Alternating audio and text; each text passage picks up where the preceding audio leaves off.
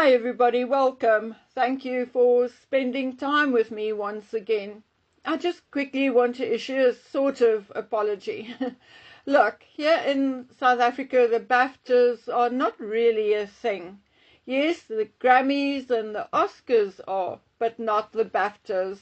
On a good year they may publish some of the fashions on the last 2 pages of the You magazine or Huisgenoot. After you guys, however, have educated me a little on the BAFTAs, I agree with you that it's a good thing that William did not attend. I do not really care what people think of President Trump, but the last thing the United Kingdom needs right now is for William to be dragged into the political minefield. Prince William and President Trump treat each other with respect, and that is the way it should be and should remain. William and Catherine will visit Pontypridd next week to meet with communities who were impacted by the flood. It is going to be so good to see them out and about together again.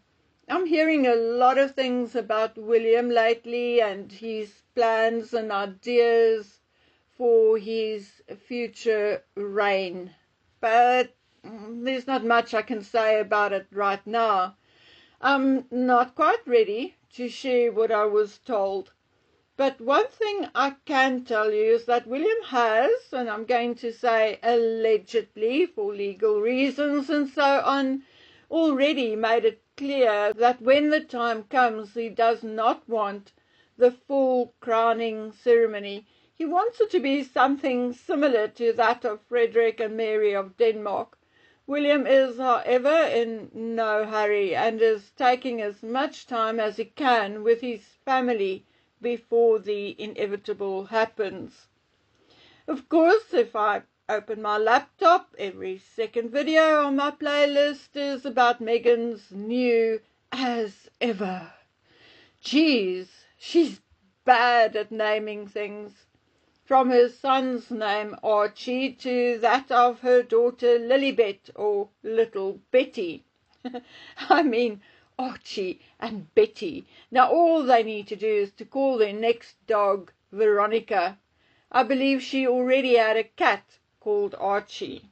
With as ever, not only is it plagiarism of the highest order and the most blatant crapshoot ever, but the memes coming out of it is downright hilarious. As ever, another failed venture. As ever, blabbing about it before all the T's are crossed. As ever, making a fool of herself. As ever, assuming the public are excited about something she's doing. As ever, blabbing about herself and how wonderful she is. As ever, looking a royal mess. And then it appears that as ever may become like never soon. You see, Meghan may refuse to acknowledge her failure. Netflix may refuse to acknowledge that once again Meghan did not do her due diligence. Once again we had a false start. But with people like Gwyneth Paltrow now also laying into Meghan and lending her support to As Ever clothing brand, you can bet that if Meghan goes ahead with As Ever, the majority of the public will likely boycott it in support of the small clothing company in the small town Pereiras in Spain. If people were not prepared to pay $50 for strawberry jam before, they likely will not pay $5 for it now. I said this on Instagram earlier. I cannot understand why she did not just revive the TIG. It had a catchy name, it was already somewhat known, and she was already associated with the TIG. But no, she wanted something more royal. She needed the long name, she needed the logo which looked more royal, and now it is a major disaster. Maybe she should have called her brand has no clue. Anyway, as creators, we are all different, and most of us approach the Harry and Meghan saga from different angles. I am, for instance, schooled in history, including that of the royal family, and my interest lies in psychology, trying to figure people out and trying to understand why they do what they do. And in a rather big way, that is how I approached the Harry and Meghan saga. I'm not unaware of the political ramifications of Harry and Meghan in the United States, but I am far more concerned about the damage they are doing to people. And when I talk about people, I talk about people across the board, including teenagers and children. And I am severely concerned about Harry's psychological traits and Meghan's combined. Now, I'm no doctor. Oh my gosh, how many times have I actually said that? But I am darn near sure that if Meghan is a narcissist, she is a malignant narcissist. But, to be honest, I think she is a sociopath, maybe even darn near to being a psychopath. Not that there is much difference anyway. The thing is that even observing them through a screen, there's this almost explosive atmosphere, as if something is about to explode at any minute. And I'm not talking about the love bombing.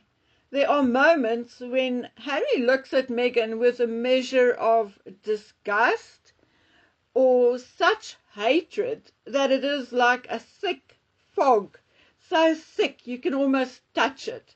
And the problem is that it is not one-sided. The camera catches Meghan looking at Harry with a look of anger and loathing, which makes my throat constrict. The dynamic between those two broken people, those two people with severe mental health issues, clear anger issues, and very aggressive body language, all made worse by the abuse of alcohol and drugs. Now, folks, you can laugh and you can sneer, but looking at the two videos Meghan released on Instagram, those with no makeup on and acting like a 12-year-old.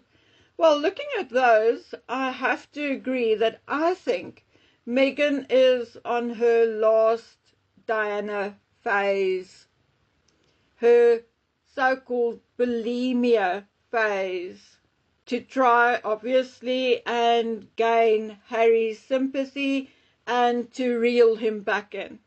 Of course, she will tell Harry it is because of the press and the critical public, and if she was a blonde British girl, it would never have happened, playing that card, forgetting, when it is convenient, that Diana was actually British and blonde, and she still had bulimia.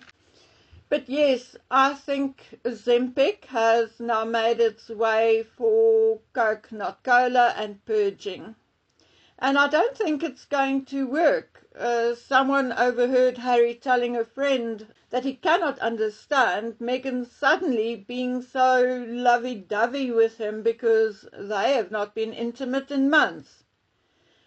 Now, Harry may not be Einstein, but he's not so stupid that he can't walk and chew gum at the same time. I know the likes of myself and Lady C had been predicting the end for a long, long time.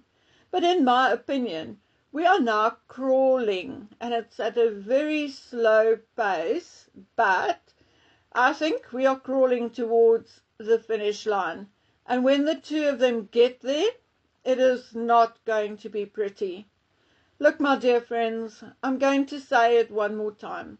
I have no idea whose children this woman is showing the world, but there is a child or children in their care. I know it, I heard it, I saw it. too many trustworthy people, or people with nothing left to lose or gain, have seen the child called Archie for me not to believe it. Okay?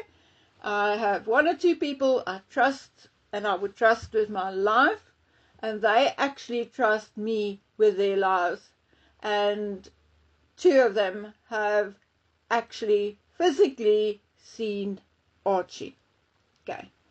Well, in our everyday lives, we see and hear of people using their child or children in a divorce to manipulate the other party. In extreme cases, we have even heard of a party unaliving their offspring out of spite and wanting to hurt the other person.